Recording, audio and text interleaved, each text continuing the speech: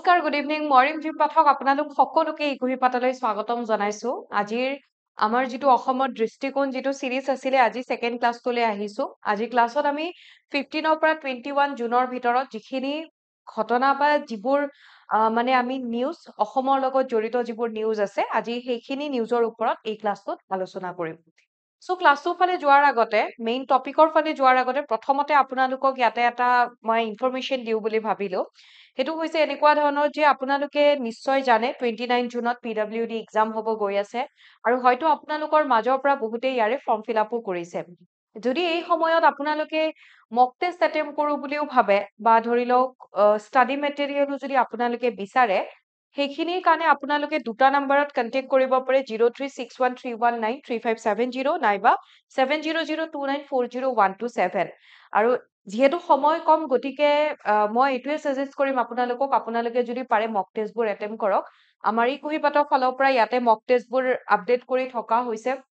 So আপোনালোকে যদি পাৰে তেনেহলে সেইখিনি আপোনালোকে এটেম্প কৰিব। কেনেকে মক টেষ্টসমূহ লাভ কৰিব এই দুটা নম্বৰত যিকোনো এটাত কন্টেক্ট কৰিলে আপোনালোকে পাই যাব। ওকে, বা নহলে আপোনালোকে ই কুহিপাতৰ ৱেবছাইটত ভিজিট কৰিলেও পাই যাব। তাতে মক টেষ্টসমূহ আপোনালোকে দেখা পাব। আগবাঢ়িছো আমাৰ প্ৰথমটো নিউজৰ ফালে আৰু ইয়াতে আপোনালোকে দেখিছে প্ৰথম আমি ইয়াতে চাবলৈ গৈ আছো বিষ্ণু ৰাভা দিৱস। যোৱা 20 জুনত বিষ্ণু ৰাভা দিৱস পালন কৰা হৈছিলে সেইটো আপোনালোকে আমি সকলোৱে গম পাওঁ। কিন্তু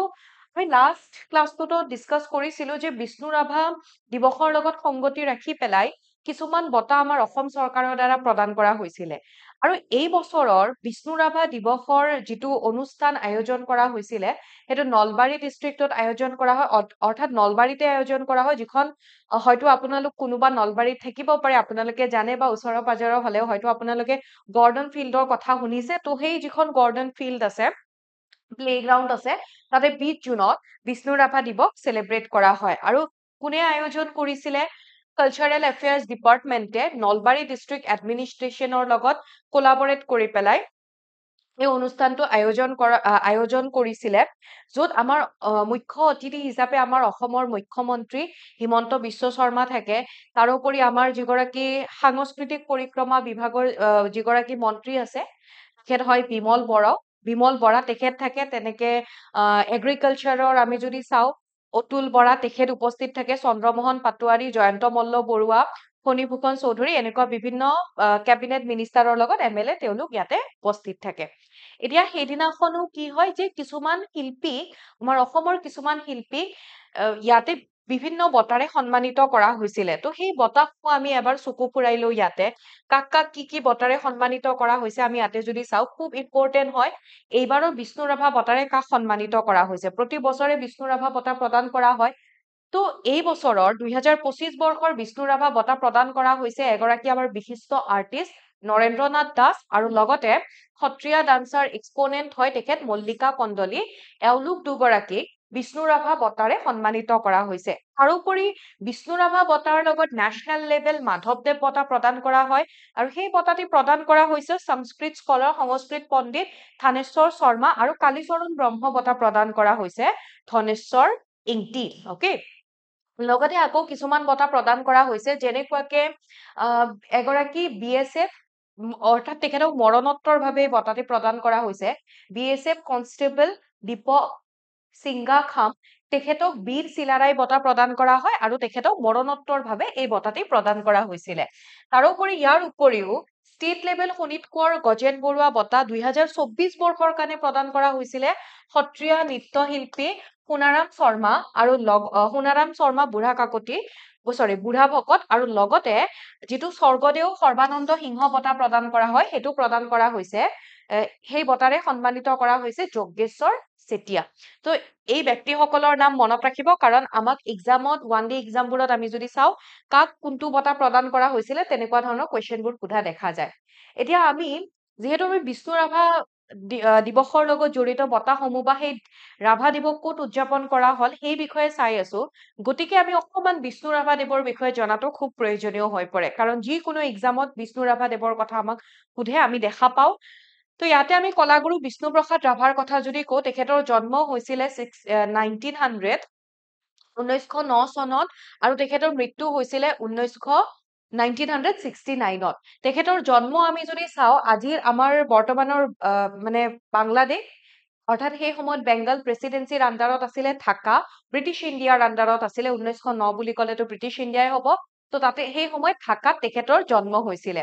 এতিয়া আমি যদি তেখেতৰ বৰ্ণনা দিব লাগে যে তেখেত কোন হয় তেখেতক আমি এটা শব্দৰে এটা সন্মানেৰে বা এটা হেৰে আমি তেখেতক মানে বৰ্ণনা কৰিব নোৱাৰো কাৰণ কিয় আমি জানো তেখেত এগৰাকী শিল্পী এগৰাকী কবি আছিলে চিত্ৰকাৰ আছিলে সাহিত্যিক নাট্যকাৰ সংগীতজ্ঞ তাৰোপৰি অভিনেতা আছিলে নৃত্যবিদ আছিলে আৰু তেখেতে আমাৰ স্বাধীনতা আন্দোলনতো তেখেতৰ এটা আমি বিশেষ ভূমিকা দেখা পাওঁ সেয়েহে তেখেতক আমি আকৌ কি বুলি কওঁ তেখেতক সৈনিক শিল্পী বুলিও কোৱা হয় তো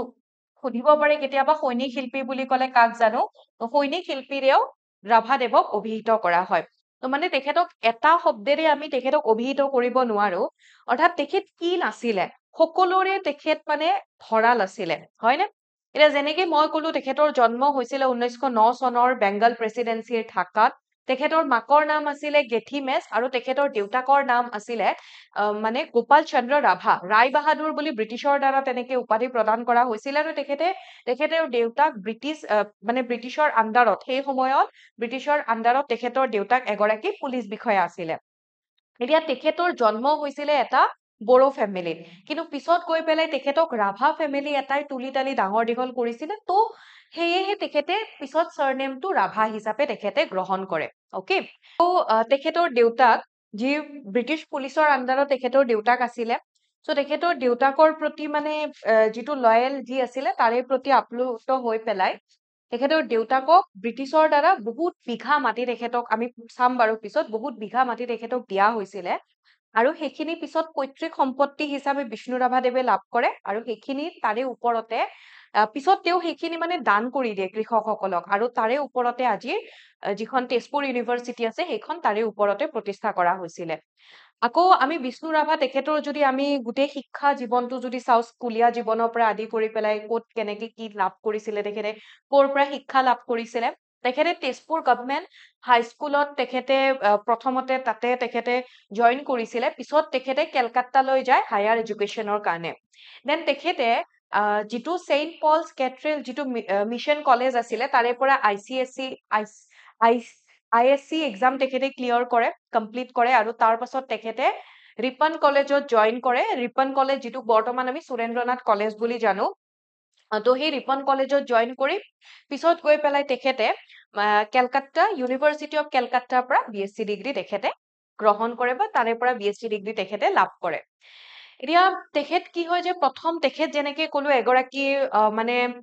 এগৰাকী তেখেত মানে সমাজকৰ্মীও আছিলে বা ধৰি লওক তেখেতৰ আমি স্বাধীনতা সংগ্ৰামতো তেখেতৰ আমি যোগদান দেখা পাওঁ তো তেখেত যিটো আমাৰ ইয়াতে যিটো কমিউনিষ্ট পাৰ্টি আছিলে ইণ্ডিয়াত সেই কমিউনিষ্ট পাৰ্টিৰ পৰা বহুত বেছি তেখেতে ইনফ্লুৱেঞ্চ হৈছিলে আৰু ৱৰ্ল্ড ৱাৰৰ পিছত ছেকেণ্ড ৱৰ্ল্ড ৱাৰৰ পিছত 1945ত ফাইনেলি তেখেতে ৰিভলিউচনাৰী কমিউনিষ্ট পাৰ্টিত তেখেতে জইন কৰে তো এইটো সুধিব পাৰে যে কেতিয়াবা এক্সামত কোনটো পাৰ্টিত তেখেতে জইন কৰিছিলে কেতিয়া জইন কৰিছিলে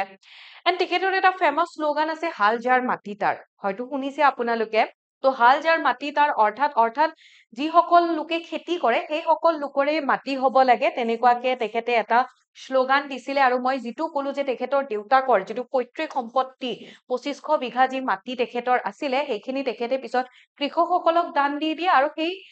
সেইখিনিৰ ওপৰতে আজিৰ তেজপুৰ ইউনিভাৰ্চিটিখন তাতে অৱস্থিত হয় অকে দেন তেখেতে আকৌ যিটো তেজপুৰত 1906ত 1906 চনত বাণ থিয়েটাৰ তেজপুৰত প্ৰতিষ্ঠা কৰা হৈছিলে চ' 1906ৰ তেজপুৰত সেই সময়ততো বাৰু তেখেতৰ জন্ম হোৱাই নাছিলে কিন্তু পিছত গৈ পেলাই তেজপুৰত যি বাণ থিয়েটাৰ আছে সেই বাণ থিয়েটাৰতো তেখেতে নাটক কৰিছিলে তাতে নাটক পৰিবেশন কৰিছিলে তাৰোপৰি তেখেত এগৰাকী ফিল্ম ডিৰেক্টৰো আছিলে যেনেকে জ্যোতিপ্ৰসাদ আগৰৱালা জয়মতীখনতো তেখেতে তেনেকুৱা বিভিন্ন ক্ষেত্ৰত তেখেতে সহায় কৰিছিলে জ্যোতিপ্ৰসাদ দেৱক তাৰোপৰি যিখন চিৰাজ মুভি সেই চিৰাজ মুভিখন 1948ত যিখন ৰিলিজ হৈছিলে সেই চিৰাজ মুভিখনত তেখেতে মিউজিক কম্পোজাৰ হিচাপে কাম কৰিছিলে আৰু এৰাবাটৰ সুৰত তেখেতে এক্টৰ হিচাপে কাম কৰিছিলে দুটামান বস্তু মনত ৰাখিব এৰাবাটৰ সুৰখন ভূপেন হাজৰিকা দেৱৰ ৰাইট চ' ভূপেন হাজৰিকা দেৱৰ এৰাবাটৰ সুৰত তেখেতে যিটো এক্টিং কৰিছিলে এক্টৰ হিচাপে তাতে তেখেতে ভজলংকাৰ ভাও জুৰিছিলে আৰু প্ৰতিধ্বনি ছবিখনত তেখেতে খাচী চিএমৰ ভাও জুৰিছিলে এনেকুৱা ধৰণৰ কুৱেশ্যন কেতিয়াবা সুধিব পাৰে এক্সামত তাৰোপৰি যেনেকে ক'লো জ্যোতিপ্ৰসাদ আগৰৱালাক তেখেতে জয়মতী ফিল্মখনত এছিষ্ট কৰিছিলে তাৰোপৰি জ্যোতিপ্ৰসাদ আগৰৱালাৰ আমন্ত্ৰণত তেখেতে জয়মতী মুভিখনত তেখেতে নৃত্য পৰিচালনাৰ লগতে আন কেইবাটাও বিষয়ত তেখেতে সহায় কৰিছিলে আমি যে শংকৰদেৱৰ যে এই যে ছবিখন দেখা পাওঁ শংকৰদেৱৰ এই ছবিখন এটা মানে ইমাজিনাৰী পৰ্ট্ৰেট এটা তেখেতে অৰ্থাৎ ৰাভাদেৱে তেখেতে অংকন কৰিছিলে তাৰোপৰি শংকৰদেৱ মাধৱদেৱৰ তেওঁলোকৰ যি মিলন যুটীয়া মিলন সেইবোৰো তাৰেও কিছুমান চিত্ৰ ৰাভাদেৱে অংকন কৰিছিলে আৰু তেখেতে এগৰাকী যিহেতু চিত্ৰকাৰো আছিলে তেখেতৰ চিত্ৰসমূহ তেজপুৰত সংৰক্ষিত কৰি ৰখা হৈছে দেন তেখেতে আকৌ তেখেতে কাশী ইউনিভাৰ্চিটি কাশী বিশ্ববিদ্যালয়ত তেখেতে কৃষ্ণলীলা তাৰপিছত দশৱতাৰ আৰু তাণ্ডৱ এটা তাতে মানে সেই তেখেতে তেনেকুৱাকে নৃত্য পৰিবেশন কৰিছিলে কৃষ্ণলীলা লগতে দশৱতাৰ আৰু তাণ্ডৱ আৰু এই তাণ্ডৱ নৃত্যত তেখেতৰ সেই তাণ্ডৱ নৃত্যত আপ্লুত হৈ পেলাই সেই সময়ৰ কাশী ইউনিভাৰ্চিটিৰ অলমষ্ট 1939 মানৰ কথা হ'ব সেই সময়ৰ কাশী ইউনিভাৰ্চিটিৰ যিগৰাকী ভাইচ চেঞ্চেলৰ আছিলে ডক্টৰ সৰ্বপল্লী ৰাধাকৃষ্ণন তেখেতে আপ্লুত হৈ পেলাই ৰাভাদেৱক উপাধি দিছিলে কলাগুৰু তো এইটো কুৱেশ্যন সুধি থাকে যে কলাগুৰু উপাধিটো ৰাভাদেৱক কোনে প্ৰদান কৰিছিলে সৰ্বপল্লী ৰাধাকৃষ্ণন কেতিয়া 1939ত কাশী ইউনিভাৰ্চিটিত তেখেতৰ নৃত্য পৰিবেশন দেখি পেলাই তাতে তেখেতে কলাগুৰু উপাধিৰে সম্বোধিত কৰিছিলে তাৰোপৰি জ্যোতিপ্ৰসাদ আগৰৱালাৰ এখন নাটক আছে কাৰেঙৰ লিগিৰি সেই কাৰেঙৰ লিগিৰিত এটা গীত আছে মোৰে জীৱনৰে সখা কৃষ্ণ আৰু সেই গীতটো গাইছিলে কোনে ইয়াতে সেই গীতটো পৰিবেশন কৰিছিলে বা সেই গীতটি প্ৰাণ ঢালি পেলাই গাইছিলে ৰাভাদেৱে অকে দেন আকৌ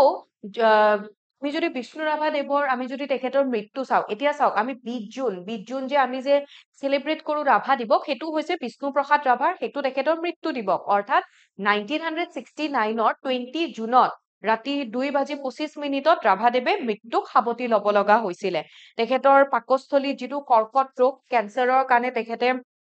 মৃত্যুক সাৱটি ল'ব লগা হয় তেখেতৰ বিষ্ণুপ্ৰসাদ ৰাভাৰ যিটো স্মৃতি উদ্যান সেইটো তেজপুৰত অৱস্থিত হয় তেজপুৰৰ ব্ৰহ্মপুত্ৰ নদীৰ ভৈৰৱী মন্দিৰৰ পাৰত অৱস্থিত হয় আৰু ইয়াৰে ওচৰতে ইয়াতে বিষ্ণু ৰাভাদেৱৰ তেখেতৰ সমাধিও ইয়াতে আছে ইয়াতে প্ৰথমতে বিষ্ণু ৰাভাৰ তেখেতৰ সোঁৱৰণত যিখন উদ্যান ইয়াতে বা যিখন পাৰ্ক ইয়াতে গঠন কৰা হৈছিলে সেইখনৰ গোটেইখিনি কাম কাজ প্ৰথমতে তেখেতৰ পুত্ৰ হেমৰাজ ৰাভাই কৰিছিলে তেখেতে আৰম্ভ কৰিছিলে আৰু পিছত গৈ পেলাই অসম চৰকাৰে এই উদ্যানখনৰ দায়িত্ব লয় আৰু ইয়াতে আমি যদি এই উদ্যানখনৰ আমি যদি পাৰ্কখনৰ যদি দেৱালত চাওঁ তেখেতৰ বিভিন্ন কৰ্মৰাজি ইয়াতে খোদিত কৰা হৈছে আৰু যেনেকে মই ক'লো তেওঁৰ সমাধি ইয়াৰে উদ্যানখনৰ ভিতৰতে অৱস্থিত হয় ইয়াতে আছে তেখেতৰ বিভিন্ন উপন্যাস বা তেখেতৰ বিভিন্ন আমি ৰচনাৰাজিৰ ভিতৰত যদি চাওঁ উপন্যাসসমূহৰ ভিতৰত আমি পাওঁ সোণপাহি মিচিং কনেক জীৱন লালসা এখন নাটক পাওঁ তেখেতৰ নাটকখন মনত ৰাখিব যিহেতু এখনে পাওঁ গেঙনি ৰেঙনি গল্পসমূহৰ ভিতৰত পাওঁ মামীৰ হাৰ 20 বছৰ জেইল জাল কেছ হিয়াৰ কুং আৰু বড়ো ভাষাত ৰচিত এখন হয় ফুংকা অকে প্ৰবন্ধসমূহৰ ভিতৰত আমি পাওঁ অসমীয়া কৃষ্টিৰ চমু আভাস অতীত অসম মুক্তি দেউল ন পৃথিৱীৰ নতুন যুগ বড়ো জাতিৰ ইতিহাস ৰাভা জাতিৰ ইতিবৃত্তি বুৱতী সুতি অসমীয়া কৃষ্টি জনজাতীয় সংস্কৃতিত শিৱ আলি আই লিগাং ডিমাচা কছাৰীৰ বুৰঞ্জী বানে কেবাং তাৰোপৰি তেখেতৰ বিভিন্ন সংগীতসমূহৰ ভিতৰত আপোনালোকে তেখেতৰ এই সংগীতসমূহৰ ভিতৰত কিমানটা গীত জানে পঢ়াই থাকে হয়তো স্কুলতো তেনেকে ৰাভা সংগীত প্ৰতিযোগিতা যে হয় তাতেও হয়তো বহুতে পৰিবেশন কৰিছিলে যেনেকে মোৰ কবিতাৰ ছন্দ লাগি পৰজনমৰ শুভ লগনত লগন উকলি গল তিলাই তিলাই ঘূৰি ফুৰে উলাহেৰে দেন এটাটো খুব ফেমাছ আছে বিলতে হালিছে হয়নে তাৰোপৰি আমি স্কুলত থাকোতে আগতে সমবেত সংগীত গোৱা আছিলো ৰাভা দিৱসত তেনেকে যে এইটো আছে যেনেকে নিচলা আইৰে আমি খেতি অসমীয়া আইৰে আমি ছোৱালী ধুনীয়া তেখেতৰ যিবোৰ গীত আছে সেই গীতসমূহ আপোনালোকে ইয়াতে চালে গমে পাব সেইবোৰ যেনেকে প্ৰেম প্ৰকৃতি ঐতিহ্য সৰ্বহাৰাৰ মুক্তিগামী বিপ্লৱী ভাৱ এনেকুৱা বিভিন্ন ধৰণৰ বিষয়বস্তুৰ ওপৰত ৰচিত আছিলে তো এইখিনি চাব তাৰ পিছত আমি আন কিছুমান এৱাৰ্ডৰ ফালে যাওঁ অৰ্থাৎ সাহিত্য একাডেমী পুৰস্কাৰ সাহিত্য একাডেমী এৱাৰ্ড প্ৰদান কৰা হৈছিলে সাহিত্য একাডেমী যুৱা পুৰস্কাৰ আৰু সাহিত্য একাডেমী বাল পুৰস্কাৰ আমাৰ অসমৰ পৰা 4গৰাকী ব্যক্তিয়ে এই বঁটাসমূহ লাভ কৰিছে সাহিত্য একাডেমী আমি যুৱা পুৰস্কাৰৰ কথা যদি কওঁ যুৱা পুৰস্কাৰটো যিসকল যুৱা ৰাইটাৰ তেওঁলোকক প্ৰদান কৰা হয় যুৱ পুৰস্কাৰ আৰু এটা হৈছে সাহিত্য একাডেমী বাল পুৰস্কাৰ। বাল পুৰস্কাৰ অৰ্থাৎ যিসকল ৰাইটাৰে শিশু বিষয়ক উপন্যাস বা বিভিন্ন ধৰণৰ শৰ্ট ষ্টৰী কবিতা সেইবোৰ লিখে তো তেওঁলোকক সাহিত্য একাডেমী বাল পুৰস্কাৰ প্ৰদান কৰা হয় আৰু সাহিত্য একাডেমী যুৱা পুৰস্কাৰ হৈছে যুৱা ৰাইটাৰ সকলক আই থিংক ৩৫ বছৰ আছিলে 35 ইয়াৰ্স লৈকে তেওঁলোকক উৎসাহ যোগোৱাৰ কাৰণে তেনেকে সাহিত্য একাডেমী যুৱা পুৰস্কাৰ প্ৰদান কৰা হয়। এইবাৰ আমাৰ অসমৰ পৰা অসমীয়া ভাষাত আৰু বড়ো ভাষা এই দুটা ভাষাত লাভ কৰিছে 4 গৰাকী ব্যক্তিয়ে। আমি 2025ৰ সাহিত্য একাডেমী বাল পুৰস্কাৰৰ ক্ষেত্ৰত আমি যদি চাওঁ অসমৰ পৰা লাভ কৰিছে সুৰেন্দ্ৰ মোহন দাস তেখেতে অসমীয়া ভাষাটোৰ কাৰণে লাভ কৰিছে। তেখেতৰ এখন শিশু গ্ৰন্থ হয় চিলড্ৰেনছ নোবেল এখন হয় যিখনৰ নাম হৈছে মইনাহতৰ পদ্য। তাৰোপৰি বড়ো ভাষাটোত লাভ কৰিছে শ্ৰী বিনয় কুমাৰ ব্ৰহ্ম আৰু তেখেতৰো এখন মানে শিশু গ্ৰন্থ আমি যদি চাওঁ নোবেল যদি চাওঁ খান্থি বচেন আৰু কুদানাই এইখন হৈছে তেখেতে ৰচনা কৰা গ্ৰন্থ। সাহিত্য একাডেমী যুৱা পুৰস্কাৰ যদি চাওঁ 2025ৰ কাৰণে অসমীয়া ভাষাটোত লাভ কৰিছে সুপ্ৰকাশ ভূঞা আৰু তেখেতৰ যিখন গ্ৰন্থ বা তেখেতৰ যিখন মানে আমি যদি চাওঁ তেখেতৰ বুকখন হৈছে কুশিয়ানামা আৰু বড়ো ভাষাৰ কাৰণে লাভ কৰিছে শ্ৰী অমৰ সুংগৰ বড়ো তেখেতৰ কাব্য গ্ৰন্থখন হৈছে আং অসুৰ। ওকে সো এইখিনি দিয়া হৈছে ইয়াতে ধুনীয়াকে আপোনালোকে চাব পাৰিব নোট ডাউন কৰি ল'ব পাৰিব। ইয়াতে এটা বস্তু মনত ৰাখি থৈ দিয়ক যে এইবাৰ মানে ইয়াতে যেনেকুৱাকে আমি যদি চাওঁ সাহিত্য একাডেমী বাল পুৰস্কাৰ প্ৰদান কৰা হৈছে 24টা ভাষাত। 24টা ভাষা মানে আমাৰ যি 22টা অফিচিয়েল লেংগুৱেজ থাকে তাৰোপৰি এটা ইংৰাজী ভাষা আৰু যিটো ৰাজস্থানী ভাষা সেই ভাষাটোত প্ৰদান কৰা হয় টোটেল 24টা ভাষাত প্ৰদান কৰা হয় সাহিত্য একাডেমী বঁটাসমূহ। তো এইবাৰ 24টা লেংগুৱেজতে বাল পুৰস্কাৰ প্ৰদান কৰা হৈছে। কিন্তু আমি যদি ইয়াতে যুৱা পুৰস্কাৰ যদি চাওঁ যুৱা পুৰস্কাৰ এইবাৰ 23টা ভাষাতে দিয়া হৈছে কাৰণ কিয় ডোগৰী ভাষাটোৰ কাৰণে এইবাৰ কোনো ধৰণৰ যুৱা পুৰস্কাৰ প্ৰদান কৰা হোৱা নাই। সো এইটো মনত ৰাখিব এডিশনেল এটা দি দিছো। তাৰোপৰি আন এটা এৱাৰ্ড প্ৰদান কৰা হৈছে শ্বহীদ কুশল কোঁৱৰ এৱাৰ্ড 2025। শ্বহীদ কুশল কোঁৱৰ এৱাৰ্ড আমি যদি চাওঁ এইবাৰ 2025 চনৰ শ্বহীদ কুশল কোঁৱৰ বঁটা প্ৰদান কৰিছে টাই আহোম যুৱা পৰিষদ অসমৰ দ্বাৰা তেওঁলোকে এনাউন্স কৰিছে আৰু ৰিসেন্টলি প্ৰদানো কৰা হৈছে। প্ৰদান কৰা হৈছে 2025 চনত এগৰাকী পদ্মশ্ৰী বঁটা প্ৰাপক অৰ্থাৎ অলৰেডি তেখেতে 2021 চনত পদ্মশ্ৰী বঁটা লাভ কৰিছে। তেখেতৰ নাম হৈছে শ্ৰী যোগেন্দ্ৰনাথ ফুকন। অকমান তেখেতৰ বিষয়ে যদি চাওঁ কোন হয় তেখেত হৈছে যোগেন্দ্ৰনাথ ফুকন। তো তেখেত কোন হয় তেখেতৰ বিষয়ে অকমান যদি চাওঁ তেখেত PK Burhagohain institute of Tai and South East Asian studies যিটো গুৱাহাটীত অৱস্থিত তাৰে তেখেত ফাউণ্ডাৰ প্ৰেচিডেণ্ট প্ৰতিষ্ঠাপকো হয় লগতে তেখেত তাৰে প্ৰেচিডেণ্টটো হয়। 2021 চনত সেই সময়ৰ আমাৰ ভাৰতবৰ্ষৰ যিগৰাকী ৰাষ্ট্ৰপতি আছিলে ৰামনাথ কোবিন্দ তেখেতৰ দ্বাৰা যোগেন্দ্ৰনাথ ফুকনক তেখেতক পদ্মশ্ৰী বঁটাৰে সন্মানিত কৰা হয় যিটো আমাৰ ভাৰতবৰ্ষৰ 3rd হাইয়েষ্ট পদ্মা এৱাৰ্ড আৰু 4th highest civilian award Padmashri বঁটাৰে সন্মানিত কৰা হয়। দেন বিটিআৰৰ লগত জড়িত এটা নিউজ হৈছে মিছন বিশ্বমুঠি 2.0 2.0 যেনেকে আমাৰ মিছন বসুন্ধৰা বুলি ক'লে লেণ্ডৰ লগত জড়িত 2.0 3.0 4.0 তো এনেকে ওলাই থাকিব মিছন বসুন্ধৰা। ঠিক তেনেকুৱাকে বিটিআৰৰ এটা ভূমিৰ লগত জড়িত লেণ্ডৰ লগত জড়িত এটা মিছন হৈছে সেইটো হৈছে মিছন বিশ্বমুঠি 2.0। ওকে সো 2.0 মানে আগতে আছিলে যিখিনি লেণ্ডৰ লগত জড়িত আৰু এইটো মনত ৰাখি থৈ দিব আমাৰ অসমৰ কোনটো মিছনৰ লগত জড়িত বুলি আমাক সুধিব পাৰে তো সেইটো হ'ব মিছন বসুন্ধৰা। ওকে সো ইয়াতে আমি যদি চাওঁ এইটো যেনেকুৱাকে যিসকল ধৰি লওক স্মল টি গ্ৰোৱাৰ্ছ হয় ৰাবাৰ গ্ৰোৱাৰ্ছ বা এনেকুৱা বিভিন্ন ধৰি লওক লেণ্ডলেছ ফেমিলি যিসকল বিটিআৰত থকা তেওঁলোকৰ কাৰণে তেওঁলোকক টকা প্ৰদান কৰিবৰ কাৰণে এনেকুৱা এটা ৰিভলিউচনাৰী ষ্টেপ লোৱা হৈছে। আকৌ ইয়াতে 2.0 যিটো মিছন এই মিছনটো লঞ্চ কৰিছে আমাৰ অসমৰ গভৰ্ণৰ লক্ষ্মণ প্ৰসাদ আচাৰ্য। তাৰোপৰি ক'ত লঞ্চ কৰা হৈছে যদি সোধে বাক্সা ডিষ্ট্ৰিক্টত লঞ্চ কৰা হৈছিলে ইণ্টিগ্ৰেটেড টেক্সটাইল পাৰ্ক খাৰুৱাজানৰ বাক্সা ডিষ্ট্ৰিক্টত ৰাইট। আকৌ মিছন বিশ্বমুঠি 1.0 বা আমি মিছন বিশ্বমুঠি যিটো প্ৰথম সেইটো আছিলে তাৰে যিখিনি সাৰ্ভিস আছিলে তাৰ আন্ডাৰত যিখিনি সাৰ্ভিস আছিলে সেইখিনিটো কন্টিনিউ হৈ থাকিব বুলি কৈছে অৰ্থাৎ যিসকল মানে কেণ্ডিডেট যোনে লাভ কৰিব তেওঁলোকে সেইখিনি পাই থাকিব। তাৰোপৰি আকৌ কি হয় এতিয়া মিছন বিশ্বমুঠি 2.0 লঞ্চ কৰা হৈছে।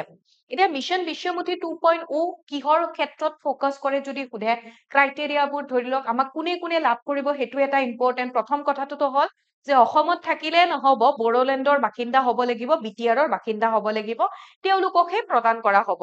অকে, সো সেইটো ইম্পৰ্টেণ্ট হয় যে এইবোৰ যিবোৰ সাৰ্ভিস আছে, এই সাৰ্ভিস কেৱল বড়োলেণ্ড টেৰিটৰিয়েল ৰিজনৰ কাৰণে অকল এপ্লিকেবল হব, বাকী লোকসকলে নাপায়। এতিয়া কোনে কোনে তাতে থকা আকৌ কোন লোকে লাভ কৰিব, যিসকলে ধৰি লওক তাতে কিহৰ ওপৰত ফোকাস কৰা হৈছে, settlement on various types of government land, এতিয়া খাস হ'ব পাৰে, সিলিং সাৰপ্লাস হ'ব পাৰে, দেন আকৌ VGR land to individual occupant, then settlement of government land to individual special cultivators, tea বা ৰাবাৰ হেৰি হ'ব পাৰে, then settlement of government land to NGOs, তাৰপিছত self help groups, cooperative society of special cultivators, then settlement of AP transfer land from original AP holder to eligible occupants and online certified copy of map. তো এইবোৰৰ ওপৰত focus কৰা হ'ব, এইবোৰ ইয়াতে সামৰি লোৱা হৈছে। তাৰোপৰি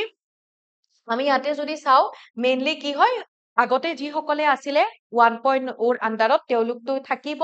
আৰু কোনে কোনে লাভ কৰিব, মেইনলি চাওক আমাক কেনেকুৱা ধৰণৰ কোৱেশ্চন সোধে ইয়াতে, যে মিশনটো কিহৰ লগত জড়িত, ল্যান্ডৰ লগত জড়িত, দেন কোড 2.0 ধৰি লওক কোড ইনৰগেট কৰিছে, কোনে ইনৰগেট কৰিছে, তেনেকে সুধিব পাৰে, দেন ক্ৰাইটেৰিয়া কি হয়, এলিজিবিলিটি ক্ৰাইটেৰিয়া কি হয় সুধিব পাৰে, আৰু লগতে কি সামৰি লোৱা হ'ব, তেনেকুৱাকে কেতিয়াবা আমাক ষ্টেটমেন্ট দি পেলাই তেনেকুৱাকে সুধিব পাৰে। নেক্সট আন এটা আমি ইয়াতে অভিযানৰ বা আমি এটা স্কিমৰ বিষয়ে চাব গৈ আছো, যিটো হৈছে ধৰতি আবা জনভাগিদাৰী অভিযান। তো ধৰতি আবা জনভাগিদাৰী অভিযান এইটো আগতে লঞ্চ কৰা হৈছিলে, বাট ৰিসেন্টলি আমি লাষ্ট উইকটোত আমি যদি চাও, আমি এটা নিউজ দেখা পাইছো যে আমাৰ অসমৰ মুখ্যমন্ত্ৰী হিমন্ত বিশ্ব শৰ্মা তেখেতে ডিব্ৰুগড়ত উপস্থিত আছিলে এই অভিযানটোৰ লগত জড়িত, তেনেকুৱাকে আমি দেখা পাওঁ। অৰ্থাৎ আমি নিউজটো ইয়াতে যদি চাও, Chief Minister Himanta Biswa Sharma attended the district level awareness program, এটা awareness program, district level এটা awareness program launch কৰা হৈছিলে, য'ত আমাৰ মুখ্যমন্ত্ৰী হিমন্ত বিশ্ব শৰ্মা থাকে, আৰু সেই awareness programটো কিহৰ আন্ডাৰত আছিলে, ধৰতি আবা জনভাগিদাৰী অভিযান কেম্পেইনৰ আন্ডাৰত আছিলে, আৰু হেতুক অৰ্গানাইজ কৰা হৈছিলে বা আয়োজন কৰা হৈছিলে ডিব্ৰুগড়ৰে শ্ৰী শ্ৰী আউনিআটি শাখা সত্ৰ অডিটৰিয়ামত এইটো আয়োজন কৰা হৈছিলে 16 জুনত, ৰাইট। এতিয়া আমি যদি আমাৰ মেইন হল যে এই স্কিমটো যেহেতু নিউজত আহিছে, আমাৰ অসমৰ লগত কেনেকে জড়িত হয় স্কিমটো, বা কিহৰ লগত জড়িত হয় স্কিমটো, তেনেকে আমি চাব লাগিব, কোনে লঞ্চ কৰিছিলে কি হয়। তো মেইনলি ধৰতি আবা জনজাতীয় গ্ৰাম উৎকৰ্ষ অভিযান বা PM জনমান এটা ফ্লেগশিপ স্কিম হয় গভৰ্নমেন্ট অফ ইণ্ডিয়াৰ দ্বাৰা, যিটো আমাৰ যিখিনি ইয়াতে ট্ৰাইবেল, অকল অসম বুলি নহয় গোটেই ভাৰতবৰ্ষত যিখিনি ট্ৰাইবেল ৰিজিয়নত যিখিনি ট্ৰাইবেল লোক আছে, তেওঁলোকৰ উন্নয়নৰ কাৰণে, তেওঁলোকৰ লাভৰ কাৰণে কিছুমান কাম কৰা, যেনেকে আমাৰ ধৰি লওক কিছুমান স্কিম টিম তেনেকে থাকে ন, খিলঞ্জীয়া লোকসকলক তেওঁলোকৰ অধিকাৰসমূহ প্ৰদান কৰা হ'ব। তো ইয়াতে অকল খিলঞ্জীয়া লোক বুলি নহয়, আমাৰ যিখিনি ট্ৰাইবেল পিপল আছে, তেওঁলোকৰ বিভিন্ন ক্ষেত্ৰত তেওঁলোক যিবোৰ পিছ পৰি আছে এতিয়াও, যিবোৰ মানে আমাৰ জনজাতীয় লোক থকা যিবোৰ অঞ্চল আছে, তো তেওঁলোকে যিবোৰ সুবিধাৰ পৰা তেওঁলোকে বঞ্চিত হৈ আছে, তাৰে ওপৰত কাম কৰা, অকল অসম বুলি নহয় গোটেই ভাৰতবৰ্ষতে তেনেকে এইটো মানে এইটো লঞ্চ কৰা হৈছিলে। তো এইটো 15 জুনৰ পৰা 30 জুনলৈকে এটা নেশ্যন ৱাইড এটা এৱাৰনেছ প্ৰগ্ৰেম, এটা কেম্পেইন এটা ওলোৱা হ'ব, এৱাৰনেছ এণ্ড বেনিফিট সেচুৰেশ্যন কেম্পেইন এটা ওলোৱা হ'ব, যিটো মানে লঞ্চ কৰা হৈছে অলৰেডি, য'ত ধৰি লওক 63,000 ট্ৰাইবেল ডমিনেটেড ভিলেজ ইয়াতে ইনক্লুড কৰা হ'ব, 549 ডিষ্ট্ৰিক্ট ইয়াতে থাকিব, আৰু 29,000 যিখিনি আমাৰ পাৰ্টিকুলাৰলি ভাৰ্নাৰেবল ট্ৰাইবেল গ্ৰুপ আছে, 207 ডিষ্ট্ৰিক্টত তেওঁলোক সকলোকে ইয়াতে সামৰি লোৱা হ'ব। আৰু নিউজটো আমি কিয় চাই আছো বা এইটো কিয় চাই আছো সেইটোতো মই কলো। এতিয়া ইয়াতে চাওক কি সাৰ্ভিস তেওঁলোকে লাভ কৰিব। প্ৰথম কথাটো হ'ল যে এইটো যিটো কেম্পেইন লঞ্চ কৰা হৈছে, এই কেম্পেইনৰ আন্ডাৰত, অৰ্থাৎ সেইখিনি মানে চোৱা হ'ব যে সেই লোকসকল বা সেই ঠাইবোৰত যিখিনি সুবিধা ইয়াৰ আন্ডাৰত আছে, সেই সুবিধাসমূহ তেওঁলোকে লাভ কৰিছে নে নাই। এতিয়া চাও আমি, যেনেকে Aadhaar card, ration card, Ayushman Bharat card, PM সেইটো, then caste and resident certificate তেওঁলোকৰ আছে নে নাই, কিষাণ ক্ৰেডিট কাৰ্ড আছে নে নাই, PM কিষাণ বেনিফিটছ বা জন ধন একাউণ্ট আছে নে নাই, insurance coverage and social security benefits, for example old age হ'ব পাৰে, উইডো বা ডিছেবিলিটি পেঞ্চন, যিবোৰ চৰকাৰৰ দ্বাৰা প্ৰদান কৰা হয়, এইবোৰ তেওঁলোকে সুবিধা লাভ কৰিছে নে নাই সেইবোৰ চোৱা হ'ব অভিযানৰ আন্ডাৰত, আৰু তাৰ পাছত তেওঁলোকক তেনেকুৱাকে এইখিনি প্ৰদান কৰা হ'ব। আন এটা আমি নিউজৰ ফালে আহিছো, মহাপুৰুষ শ্ৰী শ্ৰী মাধৱদেৱৰ আৱিৰ্ভাৱ তিথি। তো এইবাৰ কি হৈছে যে মহাপুৰুষ শ্ৰী শ্ৰী মাধৱদেৱৰ 536 সংখ্যক তেখেতৰ আবিৰ্ভাৱ অৰ্থাৎ আমি যদি চাওঁ জন্ম তিথি তেওঁৰ পালন কৰা হয় এতিয়া অকমান আমি মহাপুৰুষ শ্ৰী শ্ৰী মাধৱদেৱৰ বিষয়ে অকমান চাই লওঁ যিহেতু তেখেতৰ আবিৰ্ভাৱ তিথিৰ কথা আমি পঢ়ি আছো তেওঁৰ লগত জড়িত কিছু কথা আমি ইয়াতে চাই লওঁ মহাপুৰুষ মাধৱদেৱৰ কথা যদি কওঁ 1489ত তেখেতৰ জন্ম হৈছিলে লখিমপুৰ ডিষ্ট্ৰিক্টৰ নাৰায়ণপুৰত আৰু তেখেতৰ দেউতাকৰ নাম আছিলে গোবিন্দগিৰি ভূঞা মাকৰ নাম আছিলে মনোৰমা আৰু তেখেতৰ মৃত্যু হয় 1596ত কোচবিহাৰৰ মধুপুৰ সত্ৰ দেন মহাপুৰুষ মাধৱদেৱৰ লগত জড়িত তেখেতৰ ৰচনাৰাজি যদি চাওঁ গোটেইখিনি আমি চোৱা নাই বাৰু যেনেকে ধৰি লওক তেখেতৰ আৰু মহাপুৰুষ শ্ৰীমন্ত শংকৰদেৱৰ মিলনক মণিকাঞ্চন সংযোগ বুলি কোৱা হয় এতিয়া মণিকাঞ্চন সংযোগটো নামটো কোনে প্ৰদান কৰিছিলে আমাৰ অসমৰে এগৰাকী বিশিষ্ট সাহিত্যিকে সেই নামটো প্ৰদান কৰিছিলে তো মই এতিয়া হেতু নকওঁ মই এটো আপোনালোকৰ কাৰণে ৰাখিলো আমি যে মণিকাঞ্চন সংযোগ বুলি কওঁ মণিকাঞ্চন সংযোগটো একচুয়ালি কোনে প্ৰথমতে উল্লেখ কৰিছিলে মহাপুৰুষ শ্ৰীমন্ত শংকৰদেৱ আৰু মাধৱদেৱৰ সেই যি তেওঁলোকৰ সংযোগ হৈছিলে মিলন হেতু তো হেতু আপোনালোকে মোক কমেন্ট সেকশনত জনাব এতিয়া আমি ইয়াতে যদি চাওঁ মাধৱদেৱৰ তেখেতৰ ৰচনাৰাজি তেখেতৰ এখন হৈছে নামঘোষা নামঘোষাখনক যিখনক আমি হাজাৰী ঘোষা বুলিও জানো ৰাজহুৱা কাব্য ভক্তি ৰত্নাৱলী জন্ম ৰহস্য অংকীয়া নাট আছিলে অৰ্জুন ভঞ্জন ঝুমুৰা আছিলে চৌধৰা পিম্পৰা গুচোৱা ভূমি লেটুৱা ভোজন বিহাৰ এইবোৰ আৰু বিভিন্ন বৰগীত তেখেতে ৰচনা কৰিছিলে তেখেতৰ যিখন প্ৰথম লিটাৰেৰী ৱৰ্ক হয় সেইখন হৈছে জন্ম ৰহস্য আৰু সেইখন creation and destruction of the ৱৰ্ল্ডৰ ক্ৰিয়েশ্যন ডেষ্ট্ৰাকশ্যন অৰ্থাৎ সৃষ্টি আৰু ধ্বংসৰ ওপৰত আধাৰিত আছিলে ওকে Then next এটা question ইয়াতে সোধা হৈছে who among the following was the only martyr of the quit India phase of the freedom movement who was hanged অৰ্থাৎ ভাৰত্যাগ আন্দোলন কিমান চনত হৈছিলে 1942 ভাৰত্যাগ আন্দোলনত আমাৰ অসমৰ পৰা সেই সময়ত বিভিন্ন গৰাকী ব্যক্তি শ্বহীদ হৈছিলে কিন্তু তেওঁলোকৰ মাজৰ পৰা আমাৰ অসমৰ এগৰাকী ব্যক্তিক ফাঁচি দিয়া হৈছিলে অৰ্থাৎ সৰু পথাৰত ৰেল বগৰুৱা এটা ঘটনাত তেখেত লিপ্ত থকা বুলি তেনেকে তেখেতক ব্ৰিটিছৰ দ্বাৰা ফাঁচি দিয়া হৈছিলে আৰু তেখেতৰ নাম কি হয় কুশল কোঁৱৰ সো আমি তেখেতৰ বিষয়ে কিয় চাই আছো কাৰণ ৰিসেন্টলি 15 জুনত তেখেতৰ মৃত্যু বাৰ্ষিকী আছিলে কাৰণ তেখেতৰ জন্ম হৈছিলে আমি ইয়াতে যদি চাওঁ তেখেতৰ জন্ম হৈছিলে 1905 চনৰ 21 মাৰ্চত জন্ম হৈছিলে গোলাঘাটৰ চাউদাং চাৰিআলি ঘিলাঝাৰী মৌজাত জন্ম হৈছিলে আৰু তেখেত জড়িত হৈ আছিলে 1942ৰ কুইট ইণ্ডিয়া মুভমেন্টৰ ঘটনাটোৰ মানে তাৰে লগত বাট পিছত গৈ পেলাই 1943ৰ 15 জুনত তেখেতক ব্ৰিটিছৰ দ্বাৰা ফাঁচি দিয়া হৈছিল আৰু ক'ত ফাঁচি দিয়া হৈছিলে সোধে যোৰহাটত ফাঁচি দিয়া হৈছিলে ইয়াতে তেওঁৰ লগত জড়িত অৰ্থাৎ তেওঁ কিহৰ লগত জড়িত হৈ আছিলে কি সেইখিনি যদি চাওঁ 1942 10 অক্টোবৰত শংকৰ বৰুৱা সুৰেন ফুকন আৰু বৈকুণ্ঠ সিংহৰ নেতৃত্বত পুৰা মানে আমি একেবাৰে মানে পুৱতি নিশা কিছুমান লোকে গোলাঘাট জিলাৰ আকৌ এইটো সুধিব পাৰে গোলাঘাটৰ ক'ত সৰু পথাৰত ৰেল বগৰুৱা এটা কাণ্ডৰ লগত তো গোলাঘাট জিলাৰ সৰু পথাৰত চাংপুলৰ ওচৰত ৰেল পথৰ কেইটামান চিৰি আঁতৰাই পেলাইছিলে আৰু এখন ব্ৰিটিছৰ মিলিটাৰী ট্ৰেইন এখন আহি আছিলে সামৰিক মানে ৰেল এখন মানে সেই সামৰিক ৰেল কক্ষচ্যুত হৈ পৰিছিলে তাৰে ধৰি লওক কিছুমান মিলিটাৰী ট্ৰেইন যিখন পাছ হৈ আছিলে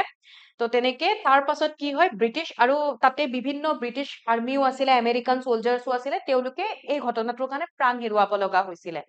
তো বিভিন্ন বিচাৰ প্ৰচাৰ কৰাৰ পিছত ইয়াৰে চিফ মানে মুখ্য ষড়যন্ত্ৰকাৰী হিচাপে ইয়াতে ধৰাত পেলাই বা তেওঁলোকে ব্ৰিটিছে কয় কুশল কোঁৱৰ ইয়াৰে মুখ্য ষড়যন্ত্ৰকাৰী আছিলে আৰু তাৰ পাছত ব্ৰিটিছে তেওঁক এৰেষ্ট কৰি লয় দেন তেওঁ গোলাঘাটত তেখেতক লৈ যোৱা হয় আৰু গোলাঘাটৰ পৰা তেখেতক যোৰহাটৰ জেললৈকে লৈ যোৱা হয় 1942ৰ 5 নৱেম্বৰত আৰু পিছত গৈ পেলাই 1943 15 জুনত পুৱা 4:30 বজাত কুশল কোঁৱৰক যোৰহাট জেলত তেখেতক ফাঁচি দিয়া হয় আৰু 1942 চনৰ আন্দোলনত ফাঁচি দিয়া একমাত্ৰ শ্বহীদ গৰাকী আছিলে আমাৰ অসমৰ তেখেতৰ নাম হৈছে কুশল কোঁৱৰ আৰু এইখিনি আছিলে আজি আমাৰ আলোচনা কৰিবলগীয়া অসমৰ কাৰেণ্ট এফেয়াৰ্সৰ যোৱা সপ্তাহৰ অসমৰ কাৰেণ্ট এফেয়াৰ্সৰ টপিক আই হোপ ক্লাসটো ভাল পাইছে আপোনালোকে ইকুহিবাতৰ সৈতে জড়িত হৈ থাকিবৰ কাৰণে আপোনালোকে বা ধৰি লওক আমাৰ ক্লাসবোৰ বা ডেইলি কাৰেণ্ট এফেয়াৰ্স এনেকুৱা বিভিন্ন ধৰণৰ ইনফৰমেশনৰ কাৰণে আপোনালোকে ইকুহিবাত টেলিগ্ৰাম চেনেলটোত জয়েন কৰিব পাৰিব স্ক্যান কৰিলেও আহিব নাইবা আপোনালোকে সাৰ্চ কৰিবও পাৰিব আৰু এইখিনিতে মই আজিৰ ক্লাসটো ইয়াতে সামৰিব ওলাইছো কিবা প্ৰবলেম থাকিলে জনাব আমাক কিবা যদি আপোনালোকৰ নিজৰো প্ৰবলেম থাকে কিবা থাকে কমেন্ট সেকশনত আপোনালোকে জনাব লগ পাম আপোনালোকক আন এটি ক্লাসত থ্যাংক ইউ সো মাচ